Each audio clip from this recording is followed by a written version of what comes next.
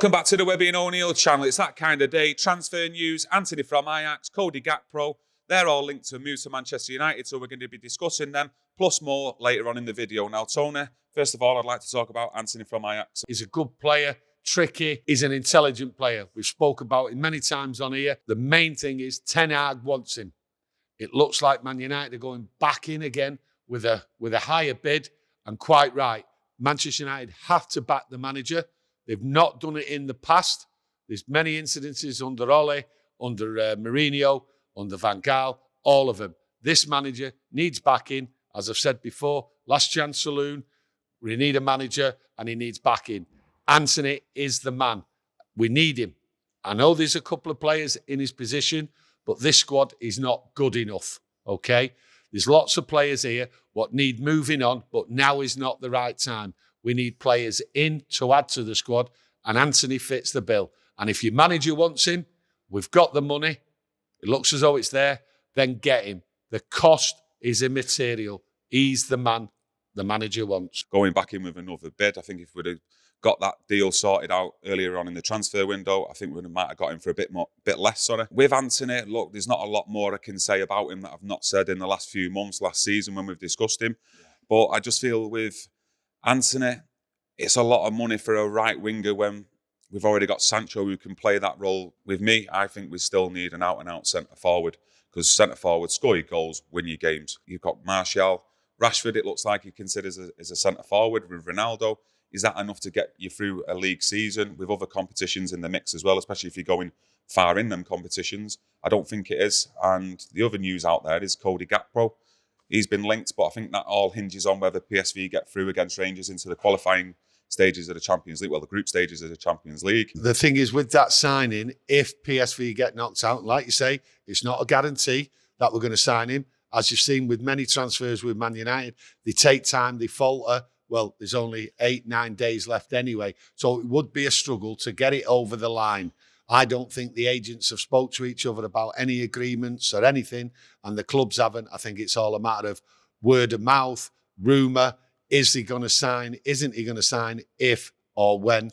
Sorry, I'm just going to go back to go forward here. Go on. But then, with Anthony, do you feel as though, like, if he does come to Manchester United, do you think he's a guaranteed starter on that right-hand side? I look at it this way. You need competition in all places. You've mentioned Sancho, okay? Yes, he's there.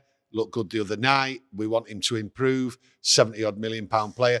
But all players need competition. It doesn't matter the cost of Sancho or Anthony if they're fighting for the place. It's two players who are in competition, right? And they need it. All players need it. That's how I see it. You can't have one player thinking he has got that place. This is Manchester United. It's not what it's about. So if Anthony does come in as well, I know we've got Sancho on the right, Anthony right winger, yeah. But could you see then Sancho moving over to the left, Anthony playing on the right, and then it's up to Rashford, Martial and Ronaldo to fight it out for the centre-forward spot? Well, what it is, I look at it differently. I look at Ten Hag and what he does. He improves players. He plays players out of their comfort zone. So if a right winger, a centre-forward, he'll move them about. A midfield player, he could move about, just like a centre-half. You look at Martinez, what he's bought. He has got several positions in his game. So I look at it the same. Anthony, if he came, Sancho, if he's there, they can move about. I think he knows what he's doing tactically, yeah. And I think he'd work it right. I honestly do. And like I say, competition is the right thing. Competition as well, like we've just discussed earlier on with Gakpo. You know, with that situation they've got with Rangers in Wednesday night's game, you know, if they do get knocked out and they don't qualify for the group stages, you know, it's looking likely that he will come to Manchester United. But, you know, if PSV, let's say, qualify for the Champions League, because that's what, to me, it hinges on whether they qualify or they don't, yes. Whether he moves to Manchester United. If he ends up staying at PSV, what's the problem in getting a deal done now for him? You know, for him to come then next season, why don't we, you know, change the strategy, what we've got at Manchester United, instead of all the late panic buys? Get things done early so you know who's coming into the club at the start of the transfer window next year. I think it's a player we're going to need, Tony, next year. You've got Ronaldo. Will he stay? Won't he stay? Obviously, the rumours about Ronaldo leaving, you know, the same journalists who have been reporting all that news, they've gone quiet all of a sudden since Ronaldo come out and said he's going to be doing an interview in a couple of weeks' time. Yeah, but you look at Gakpo. he wants Champions League football. I don't see how a deal could be done now for in the summer transfer window, because at the end of the day, Manchester United aren't in the Champions League. Okay? PSV for next year aren't in the Champions League yet. So that's what this deal is all about. It's Champions League, and it's holding up, or it's hinging on PSV qualifying. So I think I understand what you're saying, and things like this should have been done previously with other players, and it's a failure on the board of Manchester United not securing long-term futures for players a year before. Gakpo, he will come if PSV don't qualify. That's how it looks. But I still have this doubt that with 9 days to go, any transfer now is going to be tricky. Any other transfer beside Anthony, because I think Anthony is right there on the line now. With you saying a transfer going to be tricky, though, you know, we've been here how many times, how many seasons before, where Manchester United have to then pay over the odds to get the transfer through an extra 10, 20, maybe even 30 million in some cases. It's the Man United tax, Kieran. It always has been and always will be, and it's something we have to accept. Yeah, but I also think it's a failing on the recruitment side, the people doing the deals, because like we mentioned earlier on, I think if they'd have pushed hard for Anthony earlier on in the transfer window, this deal would have already been done. He'd probably been in a Man United shirt against Liverpool on Monday night, but it's not happened. And with me, like with the Gakpo situation, I wouldn't be too unhappy or mithered if they got the deal done in this summer, ready for next summer, because it looks like then Manchester United are looking forward, they're looking to the future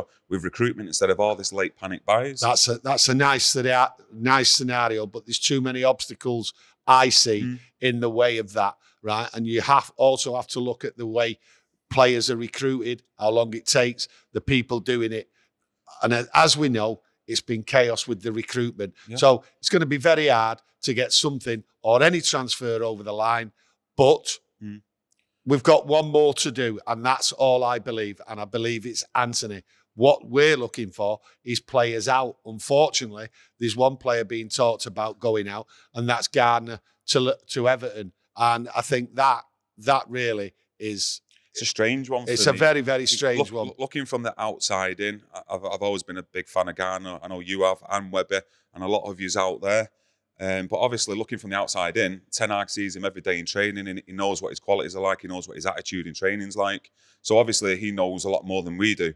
But I just think with what the squad that we've got, like with McTominay and Fred, you know, Garner's age and the potential he has to progress, you know, with his qualities and his tools in his locker, I just think it's a strange one to let him go. It's even stranger because if you go back 4 weeks ago, right, Nottingham Forest wanted him. Wanted to buy him. He was there. The money was there. Everything was ready for a deal if United wanted it. And United rebuffed Nottingham Forest. In other words, we all thought Gardner was there to come on at Man United this season. Whether he succeeded or not, only time would tell on that. But he was not back. Nottingham Forest were not back for a sale. And then 3-4 weeks later, it's like the rumours are that Murto and all that want to get rid of him and sell him. £21 million was mentioned. The money is immaterial. This kid's got potential for Manchester United. And it is a bit of a kick in the mouth, right? When young players like that who have got the potential are getting rid without actually being on the pitch for Man United, given the chance. But going to Everton and not going to Nottingham Forest, that's the stranger thing 3-4 weeks ago. What the question and what the answer to it is this.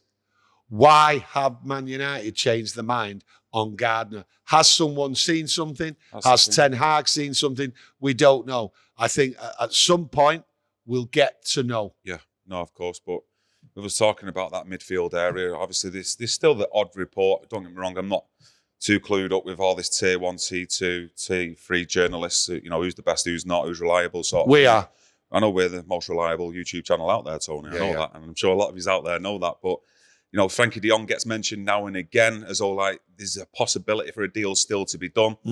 Some people out there are saying, well, we've already got the alternative, and that's Casemiro. But I don't actually believe that, because I see Casemiro and Frankie de Jong as two totally different type of players. Even though they're playing the similar position, Yeah. they have different qualities about them. I think Casemiro is more of that pit bull type of player, wants to retrieve the ball back, give it out simple, whereas Frankie de Jong is a bit more creative going forward, can carry the ball forward, create attacks. But do you see that deal absolutely dead in the water now?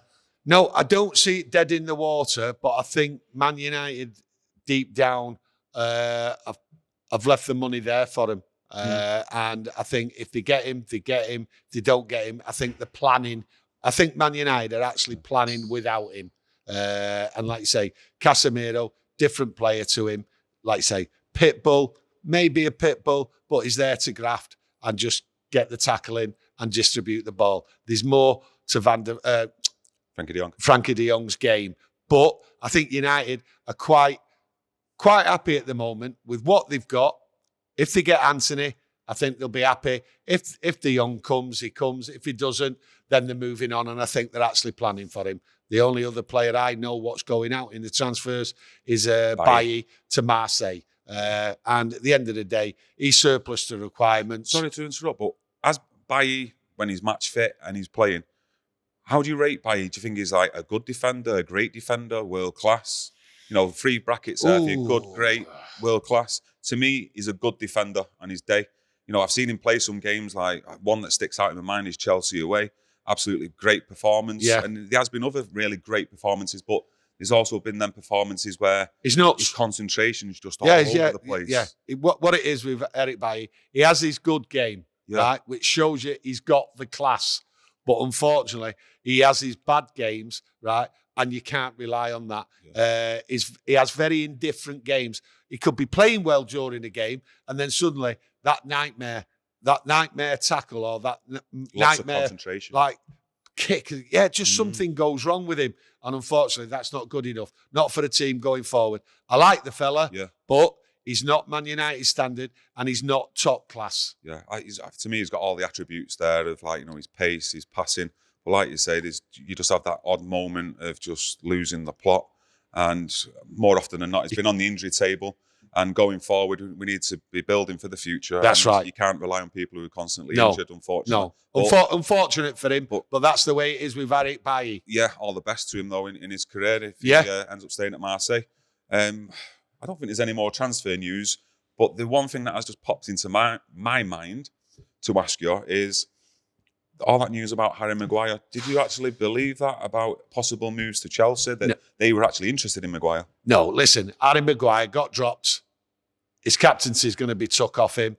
Harry Maguire is going to be here and he will be used there. As Erik Ten Hag said, there's plenty of games to play. He will play in the games, whether it's the Cup games, the Europa League, the League Cup or whatever it is. He's got plenty of games. The same as Luke Shaw. They're not going anywhere. This is a squad, and we need this squad to work together. And Harry Maguire will get his games. But he's also needed, and so is Lindelof, because Varane, 6 games maximum he's played on the trot, right? So the squad is needed. We need 4 defenders, 4 centre-halves, and Maguire's part of it. You can't go and get rid of him because you'll need to replace him. And at this moment in time, as I said before, I only believe Anthony is going to be the transfer, and there'll be no more transfers out or in on that department, especially at centre-half. Maguire, he's got a lot of work to do to get back into that starting 11, I think, as the first choice. First 11. Well, yeah. He's got work to do to get in the first 11. Not a starting 11, because the starting 11, he will be brought in for certain games. Yeah. Right? It's the first 11. Yeah. And I don't believe that he's capable of improving or getting better. But for now, he's not going anywhere. The thing with, like we're seeing though with Varane, it's his first start really for Manchester United. I can't remember him starting in pre-season any of their games.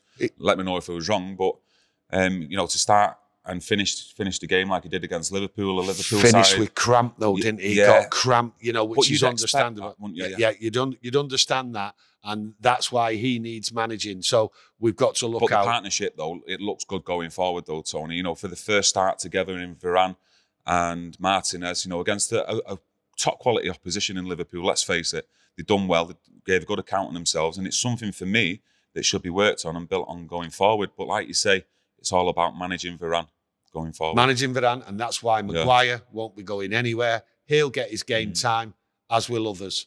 Yeah. Plenty of games, and Ten Hag knows that. Yeah, let's hope so, because we get plenty of games. We should be doing well in cup competitions and things like that, but let's see. Yeah, thanks for joining us today. Obviously, there's been not a lot of structure to today's video. It's just been a bit of a chat, talking about the transfer news, etc. But if there's anything we've missed, let us know what you think and your thoughts below in the comments below. Obviously, you've heard our views. We think, Anthony, this is a deal we can get over the line before the transfer window shuts. Do you expect any more signings on top of that? Or even do you expect Anthony to come to Manchester United? But yeah, thanks for joining us for the video. Smash a like if you've enjoyed our content, subscribe and press that notification bell, because we will be back on Thursday with another video, and hopefully Webby will be back Friday or after the match on Saturday. Thank you for joining us. Cheers.